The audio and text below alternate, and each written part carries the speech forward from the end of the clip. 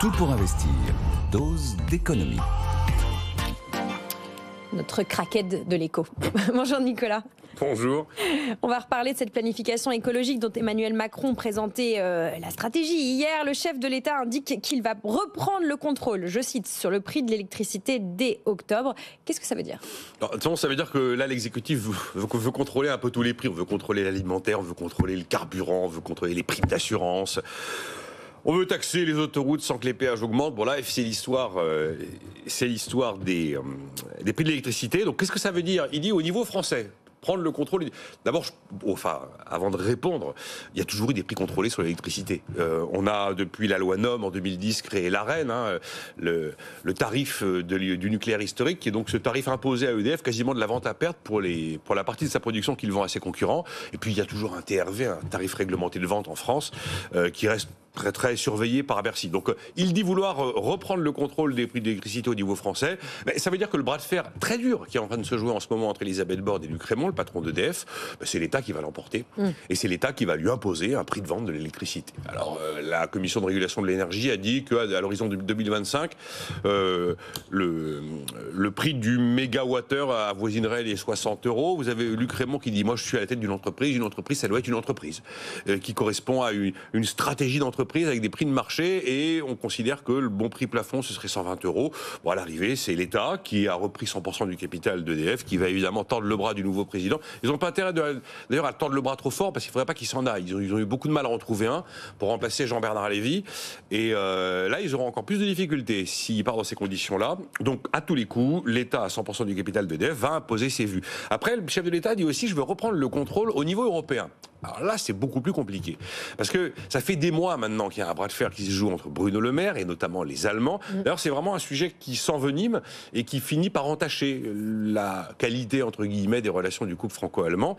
C'est la question de savoir si on remet complètement à plat les règles du marché européen de l'énergie et de fixation des prix de l'électricité. Aujourd'hui, ça fonctionne et ça correspond parfaitement aux Allemands, parce que c'est vrai que ça rassure les interconnexions des réseaux et ça évite les blackouts dans les différents pays, mais ça fonctionne selon la théorie de la tarification au coût marginal. Donc c'est la dernière unité produite qui donne le là du marché, qui permet de fixer le prix de l'électricité. Et en l'occurrence, le coût de cette dernière unité, c'est l'unité produite au gaz. Et comme le gaz avait beaucoup augmenté ces derniers temps, c'est pour ça qu'on a eu un prix de l'électricité si élevé, il est vrai, vu de France, est assez incompréhensible quand on sait qu'on a le modèle le plus compétitif avec de l'électricité nucléaire bas carbone et en plus très bon marché si on tient compte du parc existant, pas évidemment des futurs investissements et du parc à venir. Donc là, le sujet est absolument pas tranché. J'imagine pas qu'au mois d'octobre, on va arriver avec une solution dans ce différend européen et très franco-allemand. Et puis il y a un troisième levier aussi, si on veut contrôler les prix, mais celui-là, il est déjà dans les tuyaux. Il n'est pas pour octobre, il est pour février. C'est là où normalement il y a la hausse, le calcul de la hausse du tarif réglementé de vente. Et souvenez-vous, Bercy a clairement dit, après les indications de la Commission de régulation de l'énergie, on n'ira pas au-delà de 10% de hausse. Parce que la Creux avait dit que ce sera entre 10 et 20%. Donc là, de toute façon, on a un prix qui est déjà contrôlé, qui est déjà réglementé.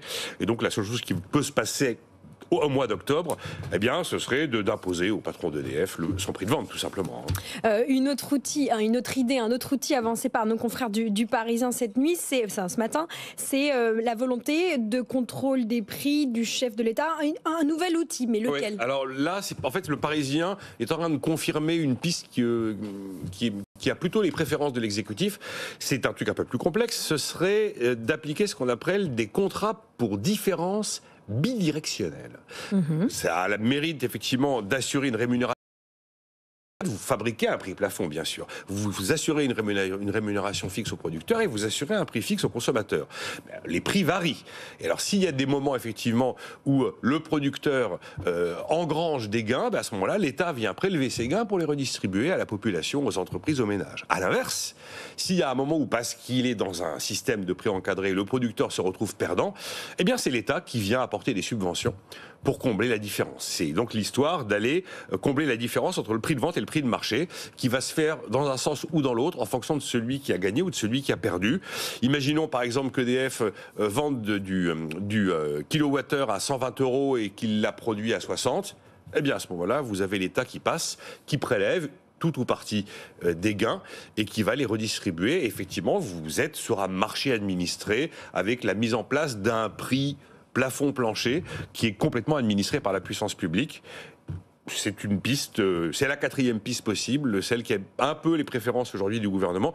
Le risque serait que le producteur, donc EDF, soit régulièrement en situation de perte, par exemple, et que du coup l'État soit régulièrement en train de subventionner la perte dans le principe de cette régulation de la différence.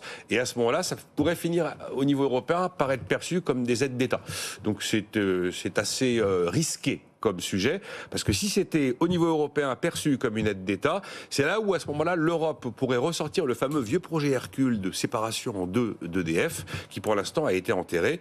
Et si on avait ce projet Hercule qui ressurgissait, je peux vous assurer que ça ferait du ramdam chez les partenaires sociaux et chez les syndicats d'EDF. Nicolas, le mot de la fin, l'objectif d'Emmanuel Macron en promettant ce énième contrôle, celui des prix, c'est quoi? Un prix de vente qui est relativement proche du coût de production, parce que nous avons effectivement un historique nucléaire en France qui fait qu'on a un coût de production qui aujourd'hui est relativement bas.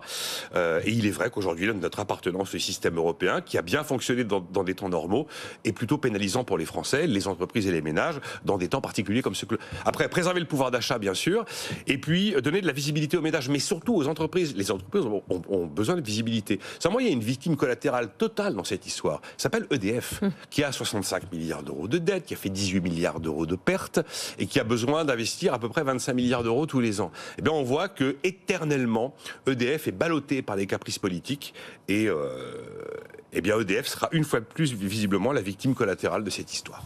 Merci beaucoup Nicolas Dose.